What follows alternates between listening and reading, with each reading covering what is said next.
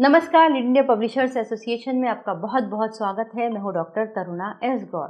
आमतौर पर जब भी पत्रकार अपना काम करते हैं तो उनके ऊपर फर्जी मुकदमे कायम कर दिए जाते हैं, लेकिन अगर कहीं केस हो जाए तो आपको हिम्मत नहीं हारनी होती है। आप किस तरीके से उसे टैकल करेंगे और इसमें सुप्रीम कोर्ट के जो पूर्व CJI थे उनकी जो एक टिप्पणी है वो आपकी कैसे हेल्प करेगी, वो मैं इस वीडियो में बताऊंगी। पहले मैं आपको वो घटना बता देती हूँ जिसमें आजमगढ़ के पत्रकार शिवजन्म यादव के ऊपर पुलिस ने बिना जांच परख किए ही एक झूठा मुकदमा कायम कर दिया। दरअसल 31 दिसंबर की रात को दो पक्षों में मारपीट हुई।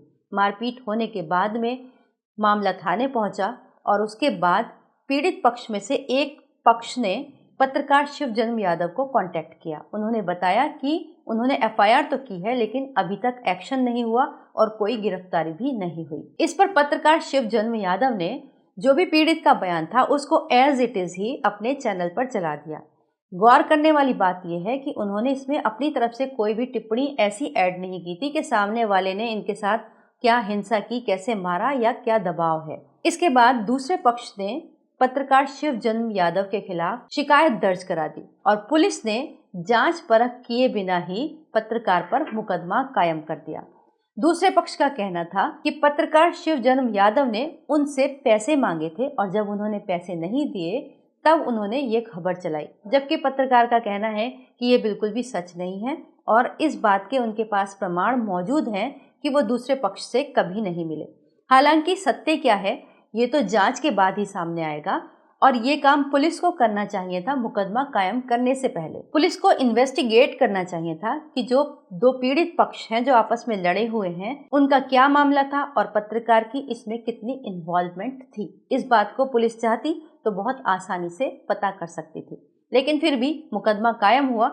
अब जब ये मुकदमा कायम हो गया तो अब मैं आपको वो इम्पोर्टेंट टिप्पणी बता देती हूँ जो कि सुप्रीम कोर्ट के पूर्व CJI जस्टिस DY चंद्रचूड़ ने की थी। ये बात सितंबर 2023 की है। उस वक्त मणिपुर में बहुत हिंसा जारी थी और इसी को लेकर वहां पर एडिटर्स गिल्ड ऑफ इंडिया की एक टीम पहुंची थी। एडिटर्स गिल्ड ऑफ इंडिया की टीम जब वहां पर सर्वे कर रही थी तो उनके खिलाफ कुछ मुकदमे कायम हुए और उनके 4 सदस्यों के खिलाफ FIR दर्ज की गई और उसके बाद में वहां पर इस मामले में हाई कोर्ट में सुनवाई हुई।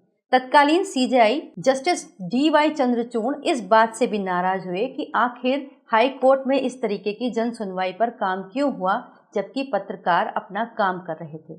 अब वो टिप्पणी जान लीजिए जिसको आप अपनी एप्लीकेशन में जरूर रेफर कीजिएगा। अगर आप वो एप्लीकेशन किसी को भी दे रहे हैं, सीनियर ऑफिसर्स को, अपने खिलाफ कायम किए गलत मुकदमे के दौरान, आप इस टिप्पणी को उस एप्लीकेशन में ऐड कीजिए। ये एप्लीकेशन सीनियर ऑफिसर्स को लिखिए और इसके साथ उसको आप प्रेस काउंसिल ऑफ इंडिया को भी जरूर भेजिए। आपके साथ इंसाफ जरूर होगा। पूर्व CJI ने कहा था कि रिपोर्ट सही या गलत हो सकती है, यही तो अभिव्यक्ति की स्वतंत्रता है। मतलब उन्होंने कहा था कि अगर पत्रकार ने कोई रिपोर्ट दाखिल की है, अखबार में छपी है या कहीं भी चली है, तो वो सही या गलत हो सकती है। ये अभिव्यक्ति की आजादी है।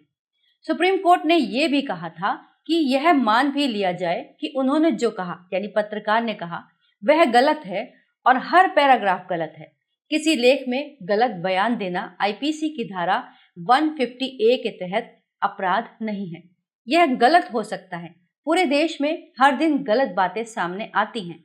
क्या आप पत्रकारों पर धारा 153A के तहत मुकदमा चलाएंगे? ये एक बहुत महत्वपूर्ण टिप्पणी है। उन्होंने साफ साफ कहा है अगर रिपोर्टर कोई फैक्ट दे रहा है और उस दौरान उससे गलती हो जाती है, यहाँ तक कि उसकी हर फैक्ट में गलती है, उसके बावजूद भी उसके ऊपर 153A के तहत मुकदमा कायम नहीं किया जा सकता। तो अगर आपके खिलाफ भी ऐसा ही कोई फॉल्स केस है और आप भी उसमें कोई लीगल एडवाइस चाहते हैं तो आप हमसे संपर्क कर सकते हैं और उस एडवाइस को अपने एप्लीकेशन में लिखकर सीनियर ऑफिसर्स और प्रेस काउंसिल ऑफ इंडिया को जरूर भेज सकते हैं।